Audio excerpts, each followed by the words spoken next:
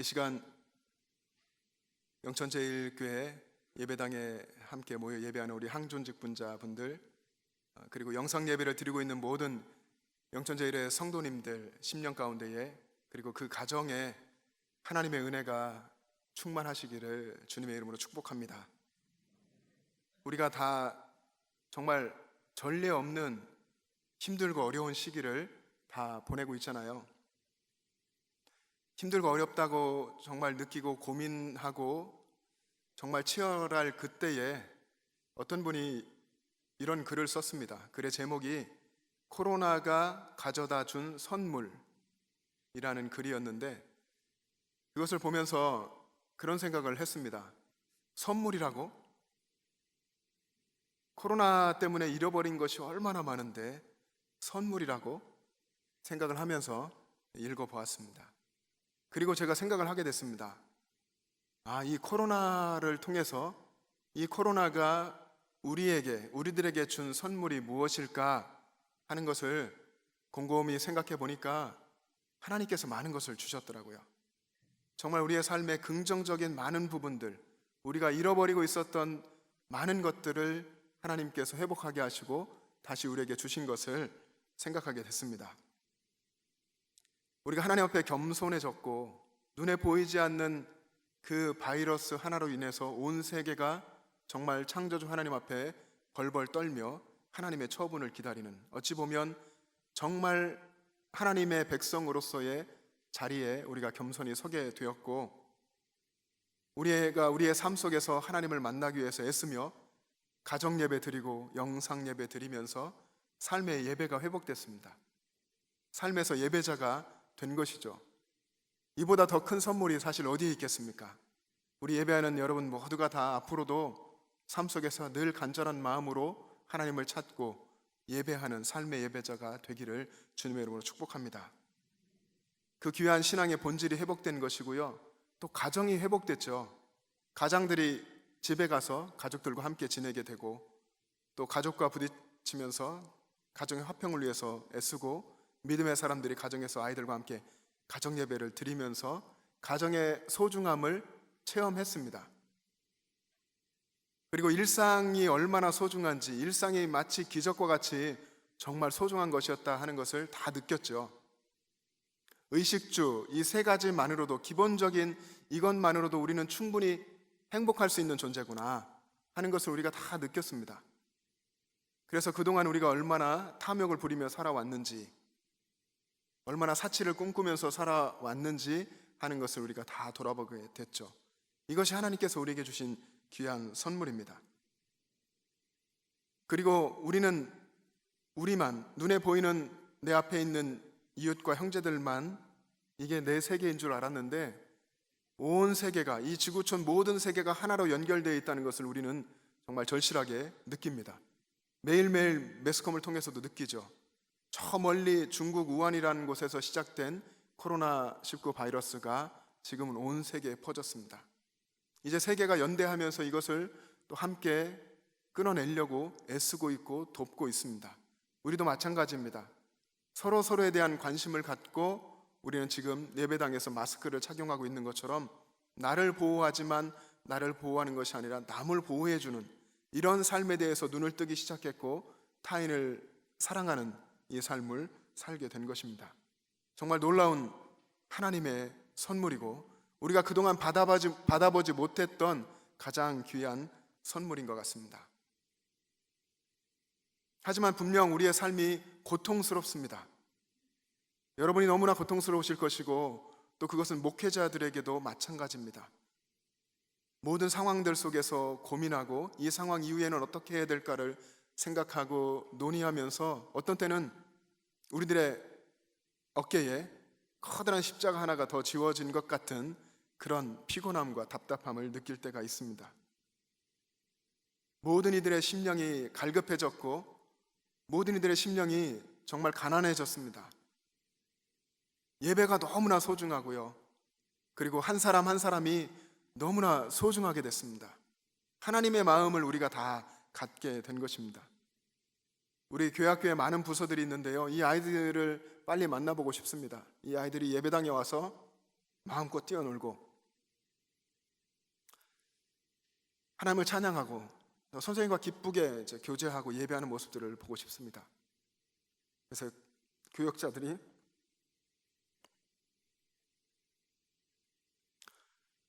영아부, 유치부, 또 아동부, 중고등부 아이들을 만나고 싶어서 선물을 사서 햄버거를 사고 여러 가지 선물을 준비해서 아이들을 찾아갔습니다. 만나지 못하는 아이들도 있죠. 그럼 이제 집에 그 선물을 걸어두고 또 만날 때 이제 그 공원이라든지 이런 곳에 여러 아이들을 주변 아이들을 오게 해가지고 멀리서 인사하고 눈으로 인사하고 그리고 그 아이들 이름을 부르고 아이들을 위해서 또 간절하게 기도하는 그런 시간들을 가졌습니다. 우리 청년부도 함께 모이기도 하고 또 교회에 와서 영상을 찍기도 하면서 공유하고 그렇게 이제 영상 예배하며 삶의 예배를 드렸습니다.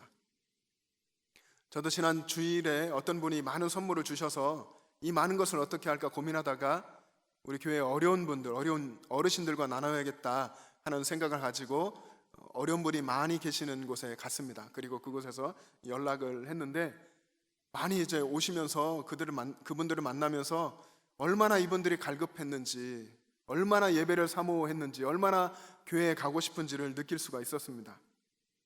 손도 제대로 잡지도 못하고 그냥 조금 이제 어깨에 손을 얹는다든지 이런 행동을 하며 이렇게 기도해드리고 할 때에 얼마나 감격해 하시는지.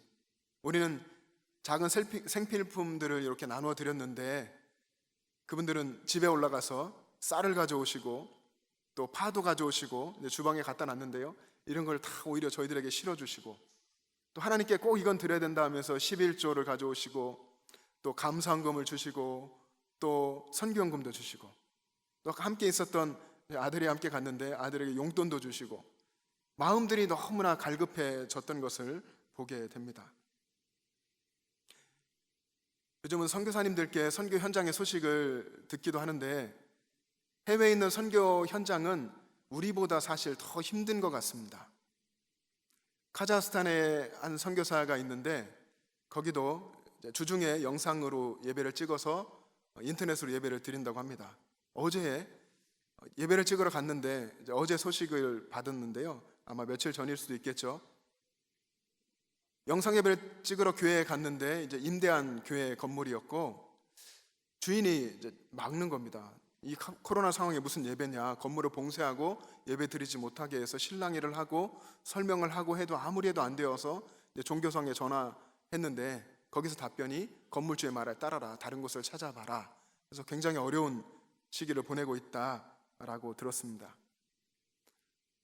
아르헨티나도 밖으로 나갈 수가 없습니다. 생필품을 사러 슈퍼에 간다든가 또 병원에 가는 일 이외에는 밖에 나가는 것이 허락되지 않는 상황에 있고, 인도네시아의 자카르타 팔렘방이라는 곳이 있는데 거기에 신학교가 있습니다. 스리위자야 신학교라는 곳이 있는데 그곳의 신학생들도 신학교가 조기 방학을 선포하면서 다 고향으로 돌아가고 있습니다. 그리고 아낙달람 종족이라고 하는 그 종족을 선교하고 있었는데요, 밀림 가까이 이제 가는데 거기서 선교하는데 이 원주민들도 이 소식을 어떻게 들었는지 자기의 고향 밀림 속으로 다 들어가 버렸다고 합니다. 그래서 이분들이 다시 나와서 복음을 전하고 선교할 수 있도록 해달라고 그런 기도를 좀 부탁하는 편지도 받았습니다. 인도의 상황도 마찬가지입니다. 코로나19로 인해서 인도의 대중교통이 전면 중단됐습니다. 그래서 사람들이 대중교통이 중단되어서 이제 걸어서 그 사람들이 고향으로 출발했다고 합니다. 가는 길에 무더위가 있고요, 또 배고픔을 이겨내야 되고 또 도로 위를 걸어가면서 위험할 텐데 그것을 다 감수하면서 고향으로 수많은 사람들이 출발했다고 합니다. 가장 힘들고 어렵고 괴로울 때 찾는 곳이 안정감을 주는 고향인 것 같습니다. 우리도 힘든 이 상황 속에서 어떻게 살아야 할까, 무엇을 바라보며 어떤 일을 하는 것이 바른 것인가 하는 것을 생각할 때에 아브라함을 생각하게 됐습니다. 고향을 떠난 사람이죠. 창세기 12장에 보면 하나님의 명령을 따라서 고향을 떠난 사람이 아브라함입니다. 하나님이 보여주실 약속의 땅으로 가기 위해서 고향과 친척과 아버지의 집을 떠난 사람이 아브라함입니다. 아브라함의 고향이 갈대아 우르인데요. 갈대아 우르는 아브라함 때 가장 번영했고 가장 절정의 때를 이루었던 도시였다고 합니다. 수메르의 수도였는데 당시의 기록에 보면 이 갈대아 우르에 학교가 있었다고 합니다. 학교도 있었고 상선들이 오가면서 무역까지 하고 있었던 곳이 갈대아 우르였습니다. 하나님의 말씀 한마디에, 하나님의 약속과 하나님의 명령이 한마디에 어쩌면 가장 평안하고 가장 번영하고 가장 안락한 풍요로운 이 고향을 떠난 사람이 아브라함이었던 것입니다. 약속의 땅을 향해서 가는 길에 기근도 만났죠. 수많은 대적의 위협도 만났을 것입니다. 그리고 어쩌면 각종 질병에 걸렸을 수도 있습니다. 그런데 그 상황들 속에서 떠나온 고향으로 돌아가지 않고 하나님께서 보여주신 그 약속의 땅을 향해서 계속해서 걸어갔습니다. 아브라함에게 선택의 기준이 무엇이었을까요? 그 고통과 어려움 속에서 아브라함이 선택한 것은 안정감이 아니었습니다. 안정감이 아닌 그것을 뛰어넘는 무엇인가가 있었던 것입니다. 창세기 12장 1절의 말씀이 있는데요, 우리 자막을 보시면서 한번 같이 읽어보겠습니다. 시작. 여호와께서 아브라함에게 이르시되 너는 너의 고향과 친척과 아버지의 집을 떠나 내가 내게 보여줄 땅으로 가라. 아멘. 너의 고향과 친척과 아버지의 집을 떠나서 내가 내게 보여줄 땅으로 가라. 그 약속의 땅으로 가라. 그 약속이 아브라함에게는 비전이었습니다. 약속의 땅, 거기를 바라보는 이 신앙의 시선이 아브라함의 비전이었던 것입니다. 여러분, 우리도 하나님께서 주신 약속, 하나님이 주신 비전을 보지 못하면 안정감을 선택하게 됩니다. 세상 속에서의 안정을 추구하며 살아가게 되는 것입니다. 아브라함이 그랬다면, 아브라함도 그런 안정감을 추구하는 사람이었다면 그 길을 끝까지 가지 못하고 중도에 좌절하고 주저앉거나 포기하고 고향으로 돌아갔을 것입니다. 여러분, 하나님께서 여러분에게 주신 비전을 바라보시기를 바랍니다. 비전을 바라보면 힘들어도 달려갈 수가 있습니다. 믿음의 사람은 비전을 붙잡고 그 본질을 붙잡고 하나님이 주신 그곳을 향해서 달려가는 사람입니다. 우리는 지금 신약 시대를 살고 있는데요, 신약 시대를 살아가고 있는 우리들이 붙들어야 할 비전, 우리들이 붙들어야 할 본질은 무엇이겠습니까? 우리가 이 땅을 살아가면서 이것을 놓치면 정말 다 놓치는 것이 되는 것, 이것은 절대 놓쳐서는 안 된다 하는 그 본질이 무엇입니까? 교회를 세우고 신약시대를 열어갔던 제자들, 그들이 붙들었던 그것, 가장 중요한 본질과 비전이 되었던 그것이 무엇입니까? 그것은 바로 십자가입니다. 제자들이 예수님의 죽음을 보았죠. 예수님이 십자가에서 처참하게 아주 고통스럽게 죽으셨습니다. 제자들은 실망했습니다.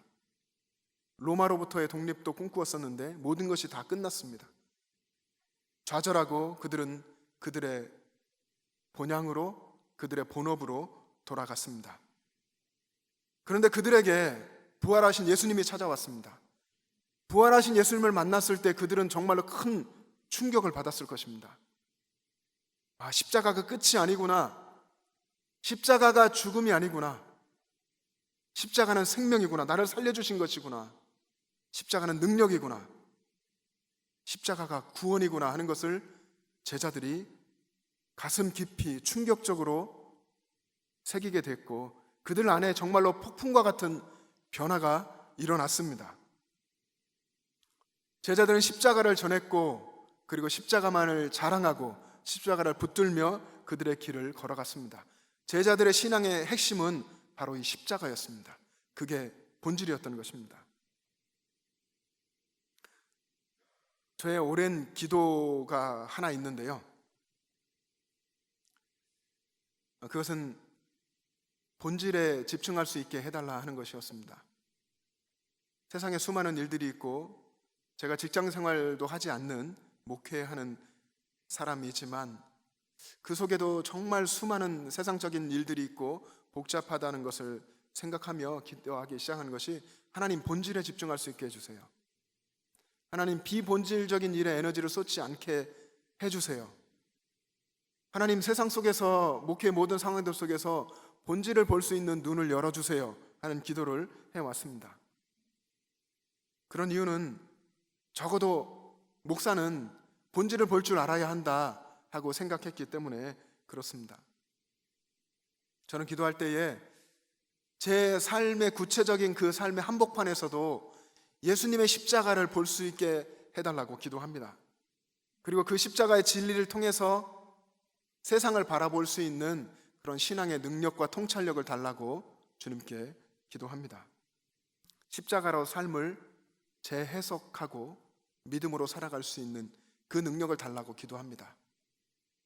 예수님이 죽으신 그 십자가에서 나도 죽고 예수님으로 인해서 다시 사는 그런 삶을 살게 해달라고 기도하는 것입니다.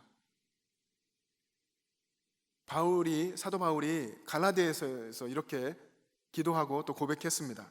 갈라디아서 2장 20절인데요. 여러분 다시 한번 자막 보시면서 갈라디아서 2장 20절 말씀을 같이 읽어보겠습니다.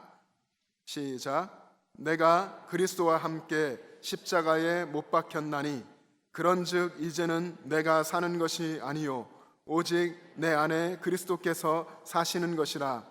이제 내가 육체 가운데 사는 것은 나를 사랑하사 나를 위하여 자기 자신을 버리신 하나님의 아들을 믿는 믿음 안에서 사는 것이라. 아멘. 믿음 안에서 사는 것, 이것이 무엇인지 바울이 정확하게 가르쳐주고 있습니다. 믿음 안에 사는 것, 믿음으로 사는 것이 무엇이다 하는 것을 이야기해 줍니다. 그 본질이 무엇이다 하는 것을 이야기하는 것이죠. 그것이 무엇입니까? 믿음으로 산다고 하는 것은 예수님이 죽으신 그 십자가에 나도 못 박혀서 죽는 것이다. 그리고 내 안에 그리스도께서 사시는 것이다. 이것이 믿음으로 사는 것이다 하는 것을 바울이 이야기하는 것입니다. 그래서 바울은 부활하신 예수를 만난 이후에 그의 모든 일생 속에서 오직 십자가만을 자랑했고 예수님만이 드러나기를 원했고 그리고 나는 날마다 죽노라 하고 선포했습니다. 여러분 이것이 신앙의 본질이기 때문에 우리의 신앙에, 저와 여러분의 신앙에 십자가가 빠지면 신앙은 메말라지고 건조해지고 형식화되고 능력을 잃어가게 됩니다. 옛날에는 찬송 부르면서 찬송이 시작되기만 해도 눈물이 흘렀는데 이제는 눈물이 나지 않습니다. 옛날에는 주일을 준비하면서 정말로 간절한 마음으로 또 하나님의 전에 간다는 두렵고 떨리는 마음으로 준비하며 예배당에 왔는데 이제는 그런 마음이 없습니다. 어떻게 해야 됩니까, 여러분? 우리가 다시 예수님의 십자가를 붙들어야 합니다. 예수님께서 나를 위해서 십자가에서 내 대신 모든 고통을 당하시고 죽으시면서 생명 내어주시면서 나를 살려주셨다고 하는 이 구원의 감격이 내 안에 회복되어야 합니다. 지금 우리의 문제, 저와 여러분의 문제는요, 어쩌면 우리 교회, 한국교회, 온 세계 교회의 문제는 십자가 대신에 다른 것이 들어와 있다는 데 있습니다. 십자가가 없다는 것이죠. 복음을 이야기하고 또 믿음에 대해서 장황하게 이야기하고 선교에 대해서 이야기합니다. 그런데 거기에 십자가가 없어요. 십자가 없는 믿음, 십자가 없는 구원, 십자가 없는 능력, 십자가가 없는 은사, 십자가가 없는 기적, 십자가가 없는 선교, 십자가가 없는 권위, 십자가가 없는 봉사, 화려할 수는 있습니다. 그러나 그 내용 속에 들어가 보면 아무것도 없는 것이죠. 여러분, 과연 여러분의 믿음에는 십자가가 있습니까? 여러분의 기도에는 십자가가 있습니까? 여러분의 그 열정적인 그 헌신 속에 과연 십자가가 있습니까? 여러분의 심령 속에, 여러분의 삶 속에 십자가가 있습니까? 예수님의 그 참혹한 십자가가 내 심령에 새겨지고 나도 그 십자가에서 죽을 때에 내 믿음이 그때에 살아 움직이기 시작할 것입니다.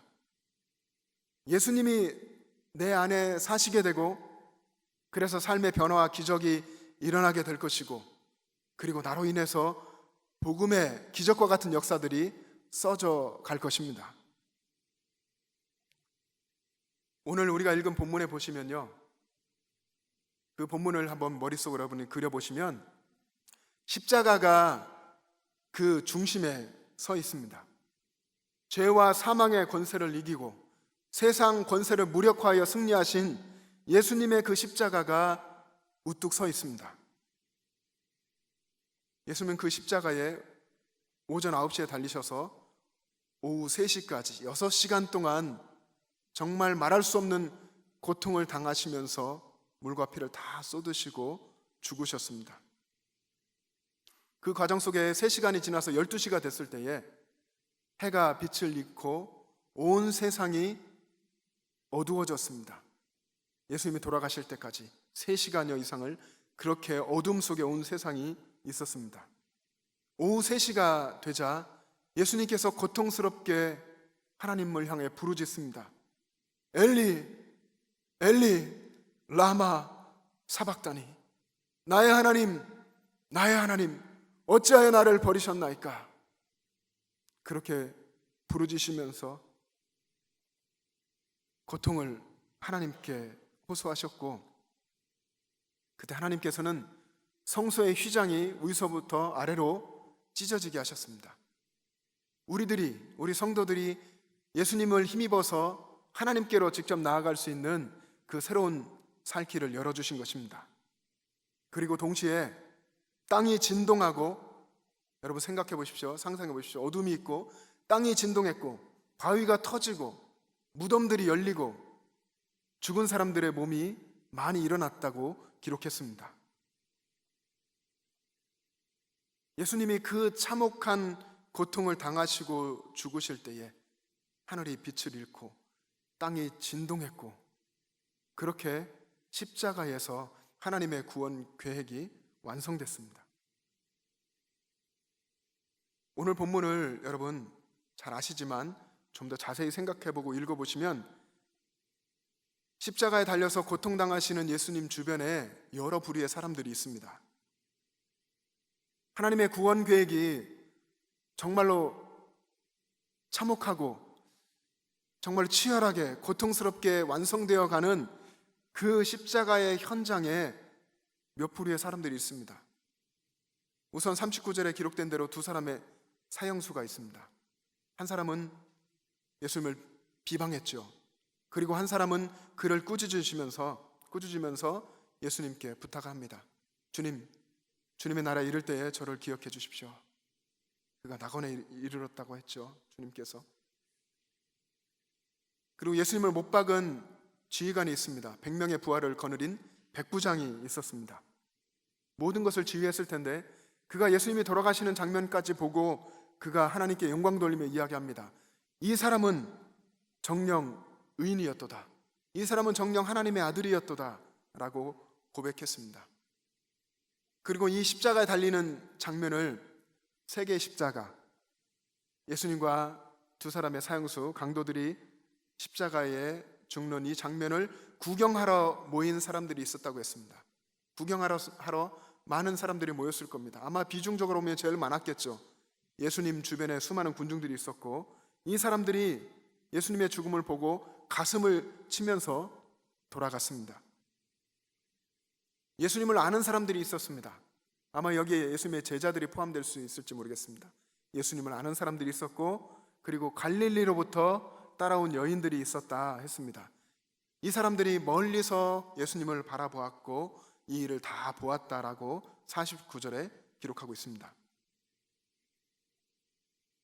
여러분, 여기 많은 분들이, 또 영상 예배 드리고 있는 많은 분들이 어려서부터 십자가에 대해서 들었을 것입니다. 어려서부터 들었던 십자가, 그래서 자주 묵상했었던 그 십자가. 여러분, 그런데 여러분의 삶 속에, 여러분의 심령 속에 십자가가 있습니까? 그 십자가가 여러분에게 어떤 의미입니까? 예수님의 십자가 고난과 그 죽음의 현장에 있던 사람들에게 십자가는 그 여러 부류의 사람들에게 어떤 의미였겠습니까? 다 예수님의 십자가를 보았습니다. 가까이서 보고 멀리서 보았습니다. 그런데 그들 중에 누가 정말로 십자가에서 복음을 만났을까요? 누가 십자가에 달리신 예수님을 만난 것입니까? 오른편 강도입니까? 다른 사람들은 어떻게 되었습니까? 누가 예수님의 십자가를 가슴에 품었습니까? 누가 정말 예수님을 사랑했고 누가 십자가와 부활을 진정 믿었습니까? 누가 십자가를 선택했습니까? 누가 인생의 안정감이 아니라 그 안정감을 버리고 십자가를 선택했습니까?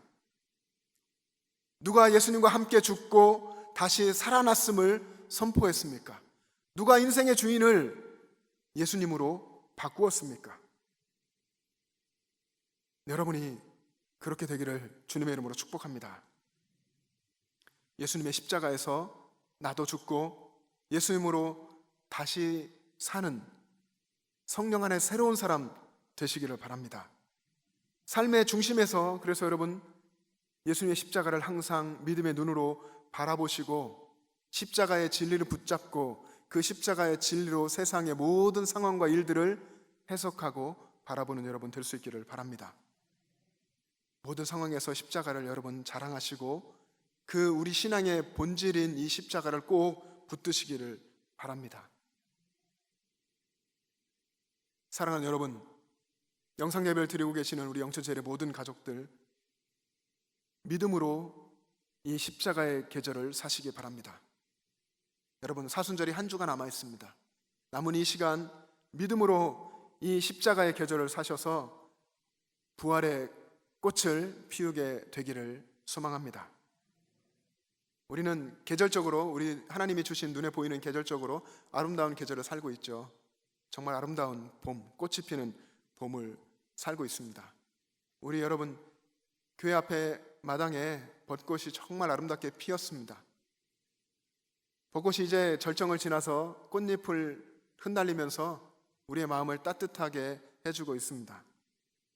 여러분의 신앙도 이 봄을 따라서 여러분의 신앙도 살아나고 그리고 예수님의 사랑으로 꽃이 피게 될 수 있기를 주님의 이름으로 축복합니다.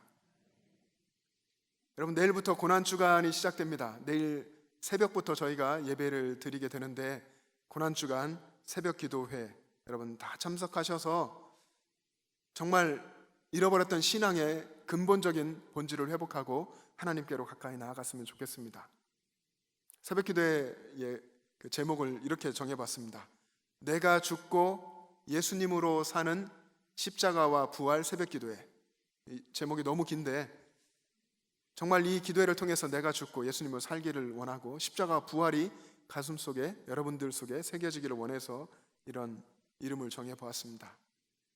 여러분, 한 주간 새벽을 깨우실 수 있으면 부지런히 깨워 오셔서 예수님의 십자가의 능력, 정말 그 십자가의 복음과 구원의 의미를 여러분의 심령 속에 다시 한번 깊이 새기며 그래서 그 이름으로 승리하는 한 주간을 살아가시기를 주님의 이름으로 축복합니다.